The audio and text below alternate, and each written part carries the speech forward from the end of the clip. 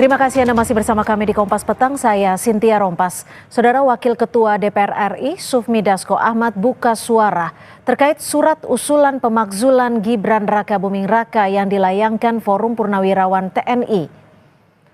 Ditemui di Kompleks Parlemen Senayan, Jakarta, Dasko mengaku dirinya belum membaca surat tersebut.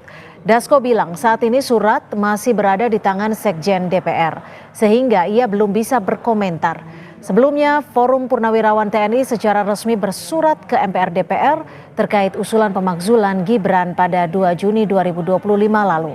Salah satu poin yang disematkan mengenai proses pencalonan Gibran Rakabuming Raka yang dinilai tidak lepas dari intervensi relasi keluarga lewat Hakim Mahkamah Konstitusi Anwar Usman. Menerima surat Forum Purnawirawan TNI soal pemakzulan Wapres Gibran itu katanya kan akan diteruskan ke pimpinan DPR. Iya, ini kan kebetulan reses.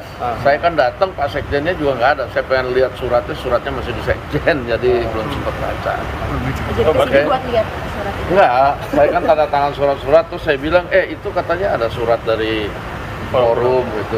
Oh, masih di Sekjen, Pak, Sekjennya lagi keluar. Tapi kalau tanggapannya gimana Bang, dari Abang sebagai pimpinan Gerindra? Belum baca, gimana nanggapin itu.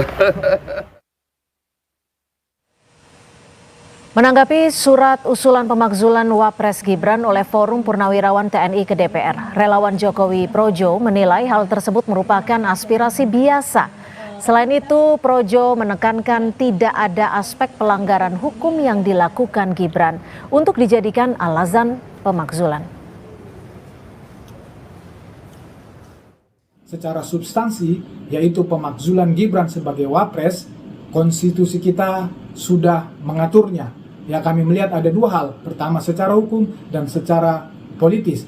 Secara hukum, tentu konstitusi sudah mengatur bahwa harus adanya pelanggaran hukum, baik pengkhianatan terhadap negara, tindak pidana berat lainnya, dan lain sebagainya. Kita semua tahu bahwa sampai saat ini Gibran sebagai Wapres tidak pernah melakukan tindak pidana, apalagi terbukti melakukan tindak pidana. Oleh karena itu, ya, dari sisi hukum, dari sisi konstitusi, kami rasa ini masih sangat jauh.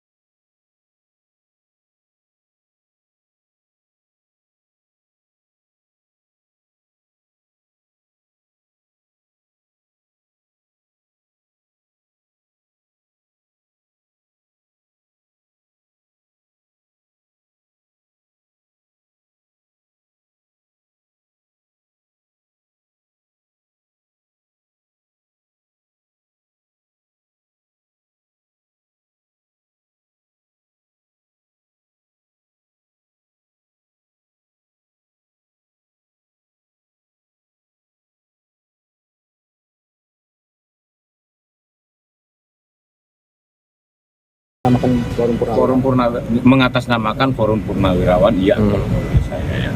Karena Forum Purnawirawan sendiri itu tadi tidak menyampaikan seperti itu. Presiden sangat bijak bahwa sesuaikan dengan jalur konstitusional saja, karena tidak bisa seorang presiden menjawab seperti itu. Menanggapi desakan sang putra dimakzulkan, Presiden ke-7 Jokowi sebelumnya menganggap hal tersebut merupakan sebuah aspirasi dan usulan di negara demokrasi. Iya, itu sebuah aspirasi, buah usulan ya, boleh-boleh saja dalam negara demokrasi seperti kita. Semua orang sudah tahu bahwa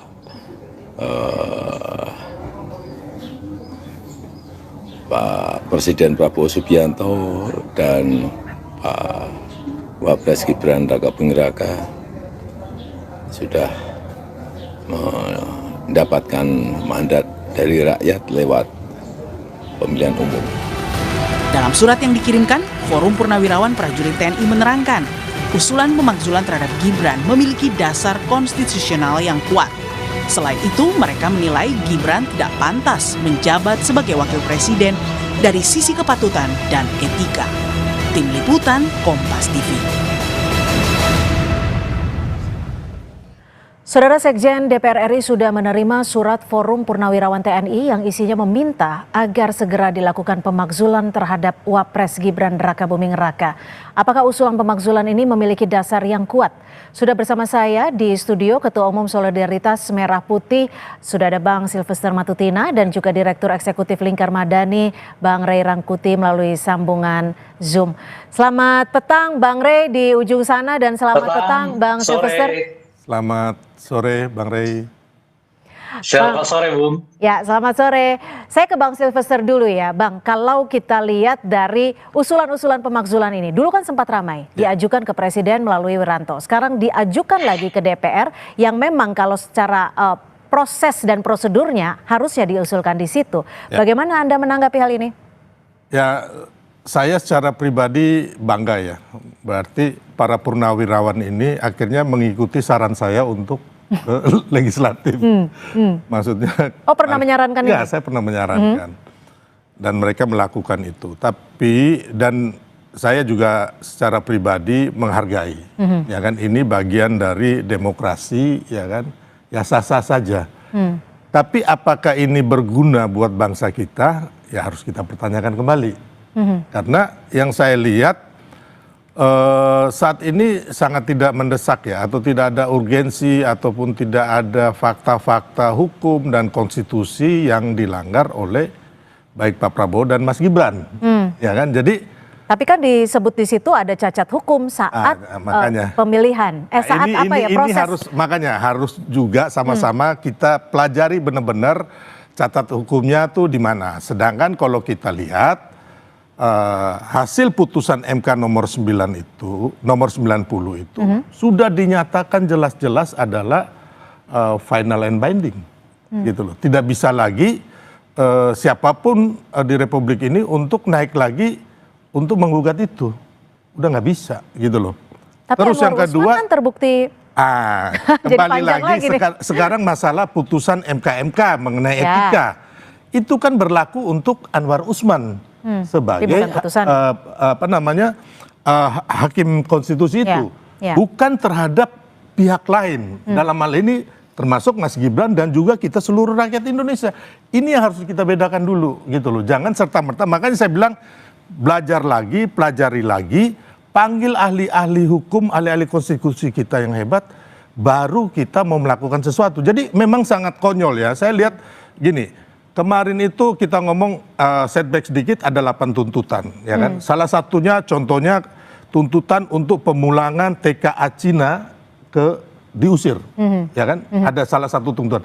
Dan kalau kita lihat TKA Cina di Indonesia itu hanya 80.000 yang tersebar di kita punya tambang-tambang atau Oke, kita balik soal ke pemakzulan ini. Enggak, maksud saya ini kekonyolan kawan-kawan jenderal ini, Bapak Jenderal ini. Sedangkan ya kan TKI kita di luar negeri itu 800.000 yang di Makau, di Cina dan sebagainya, ya kan, di Hong Kong. Jadi ini yang saya bilang tadi, ya kan, bapak-bapak ini harusnya benar-benar melakukan riset yang benar-benar. Oke, jadi Anda juga mau menyebutkan bahwa apa yang dilakukan oleh bapak-bapak purnawirawan ini konyol, seperti yang perspektif Anda soal TKA Cina? Ya, dari dulu saya mengatakan konyol dan tidak akan berubah. Oke, gitu loh. Baik. Saya ke Bang Ray. Bang Ray, bagaimana kalau Anda melihat pernyataan dari Bung Silvester? Apalagi selain singgung soal putusan MK yang cacat hukum, alasan pemakzulan yang disebutkan ini menurut Anda sudah tepat belum? Bang Ray, mohon maaf mute. Ya, untuk audionya Bang Ray silakan dibuka. Halo, ya, saya silakan. sudah buka ini. Sudah, silakan. Ya, kan prosedur pemakzulan itu pengajuan terhadap DPR. DPR nanti mengajukannya ke sidang MPR. Sidang MPR taruhlah misalnya menyetujuinya, lalu argumennya itu akan diuji di Mahkamah Konstitusi.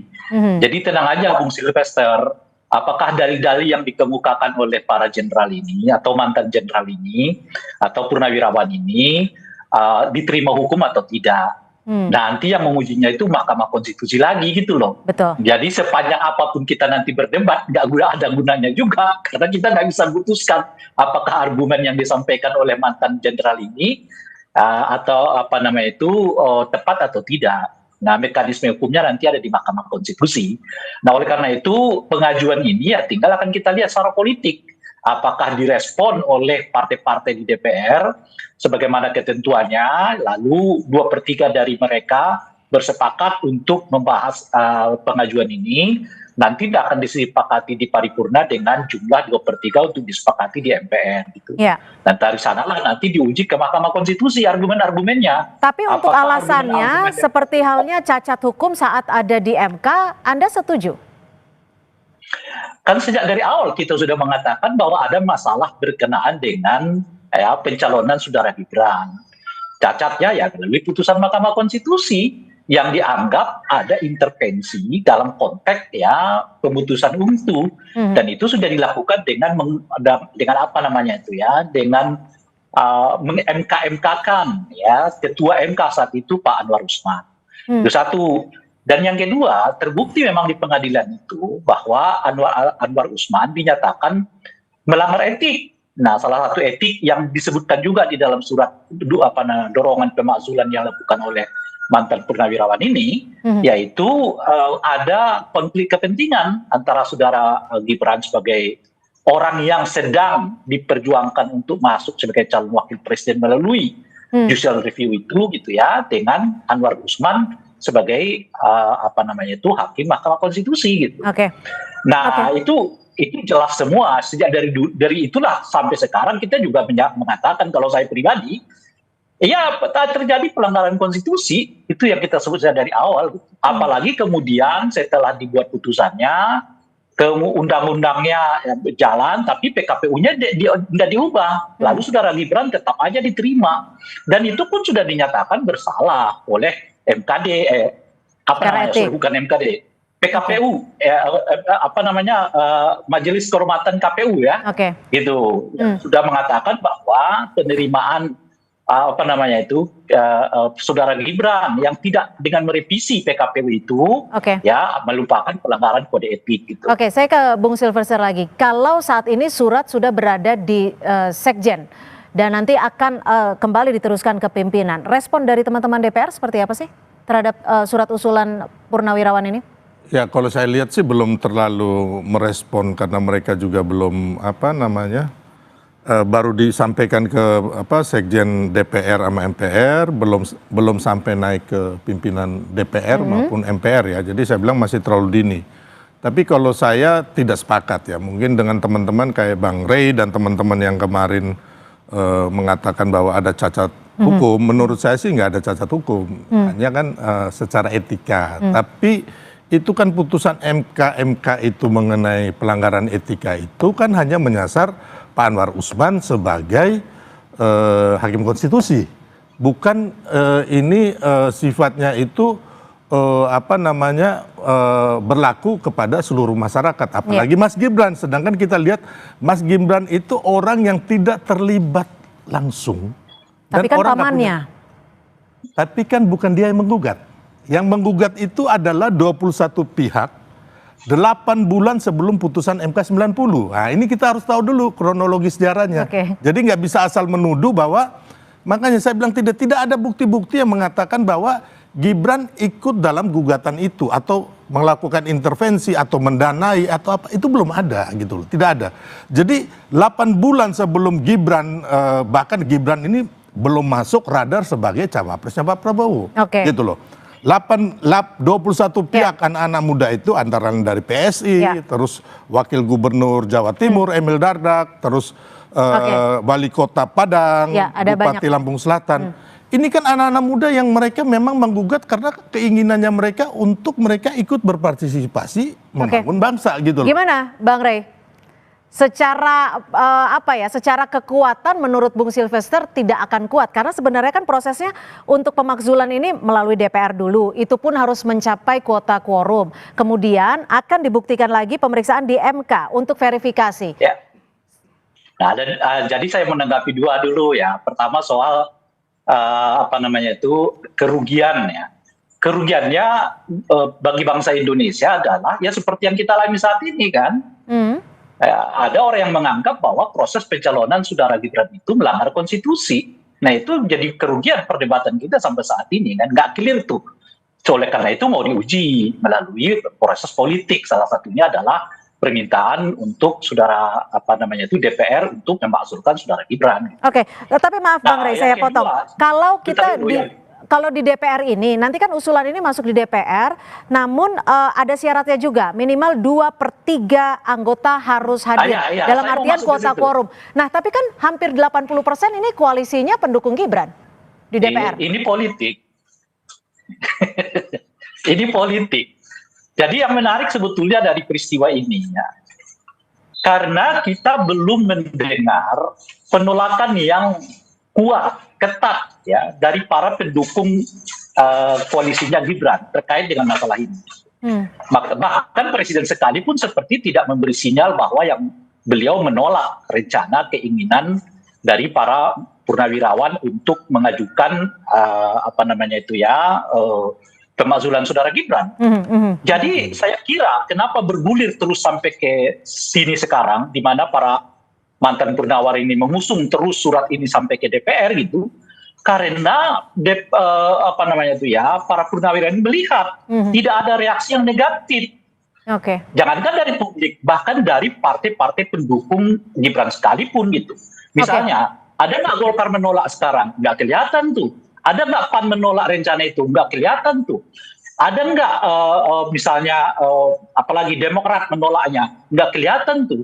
Dan bahkan apakah Presiden secara tegas menolak rencana itu? Nggak ada. Berarti menurut Anda masih ada peluangnya dari DPR sendiri ataupun dari Presiden Prabowo? Saya kira posisinya 50-50. Makanya disaling menunggu aja. Kalau misalnya posisi 50-50. Iya, Bung Silvester, posisi 50-50. Tidak ada pernyataan resmi dari partai-partai pendukung yang menolak. Tapi yang menarik juga adalah di mana Pak Prabowo ketika isu ini mencuat tidak memberikan sinyal penolakan. Duduk di samping Pak Tri Sutrisno. Kemarin saat hari lahir Pancasila juga bersama dengan Pak Tri Sutrisno yang salah satu yang mendukung dengan usulan ini. Ya, jadi gini, Pak Tri Sutrisno kan satu orang tua senior yang digait lah sama para purnawirawan jenderal. Tapi kalau kita melihat, mungkin itu tadi dari kacamata Bang Rey ya. Kalau dari kacamata kami sebagai pendukung pemerintah, saya melihat bahwa Pak Prabowo tidak menggubris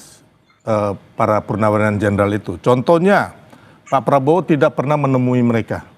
Ya, terus kemarin Pak Prabowo menemui para purnawirawan jenderal yang tergabung resmi di PPABRI, terus PP Angkatan Darat, PPAU, dan juga PPAL. Terus kita lihat para purnawirawan jenderal ini juga kan kemarin memaki-maki si Pak Luhut ya, yang dikatakan penjilat, ya kan? Tapi Pak Prabowo malahan waktu acara itu bersama Pak Luhut, gitu loh. Bersama Pak... Berarti sinyalnya imbang dong sebenarnya? Bukan sinyal yang mendukung, bukan sinyal yang menolak? Ya intinya sebagai negarawan, ya kan, Pak Prabowo membiarkan ini karena ini kan di alam demokrasi, gitu. Tapi kalau menyetujui mereka, tidak sama sekali, karena Pak Prabowo tidak pernah menemui mereka. Terus yang kedua, Pak Prabowo sendiri sering bersama Mas Gibran kayak kemarin itu, bahkan bertemu dengan Pak Tri Sutrisno, ya kan, dengan Ibu Mega. Jadi benar-benar lebih mementingkan orang-orang seperti Pak Hendro Priyono, Pak Luhut, Pak Agung Gumelar, terus institusi yang resmi dari para purnawirawan jenderal, bukan kumpulan-kumpulan ini yang memang ya tentunya Pak Prabowo juga tahu motif di belakangnya. Meskipun 4 jenderal purnawirawan yang menandatangani memiliki background yang positif bisa dikatakan? Enggak juga, siapa bilang positif? Kan mereka juga pendukung dari orang yang kalah Pilpres kemarin, gitu loh. Dan saya secara pribadi mengenal ya kita bukan ini namanya menyerang pribadi ya, tapi ini kita harus mencerahkan kepada bangsa kita, rakyat kita. Saya mengenal secara pribadi mereka bagaimana 2014, 2019, ya kan, mereka meminta jabatan gitu loh, ya kan. Saya bisa pertanggungjawabkan ini gitu. Saya kenal istrinya, anaknya, saya berkegiatan sama mereka, terus ada yang dicopot juga sakit hati. Ya saya boleh mengatakan bahwa ini dilakukan tidak murni untuk demokrasi kita, tapi sekarang karena singkat saja Bang Rey. ambisi dan kekuasaan. Oke, singkat saja Bang Rey, waktu kita sudah habis. Melihatnya sebetulnya sederhana ya. Sekarang misalnya kalau ditanya Matunina ini, Anda setuju nggak pemakzulan itu? Dia dengan berani dan tegas mengatakan, Anda setuju, bla bla bla bla gitu. Itu kita mengerti memang serius nih, ya kan, bahwa Matunina nggak setuju gitu. Tapi itu maka persoalannya sih sebetulnya kalau orang nggak setuju dia akan sangat terbuka untuk menyatakan dengan cepat tidak setuju. Seperti saudara Matunina menyampaikannya. Nah sekarang apakah Pak Prabowo melakukan yang sama? Enggak, diam. Enggak menerima, enggak menolak. Baik. Apakah Golkar melakukan yang sama? Enggak, beliau diam. Enggak menerima, enggak menolak. Enggak seperti saudara Matunina. Jadi cara melihatnya gimana? Kalau Pak Prabowo menolak, kalau Golkar menolak, kalau Demokrat menolak, Oke, baik.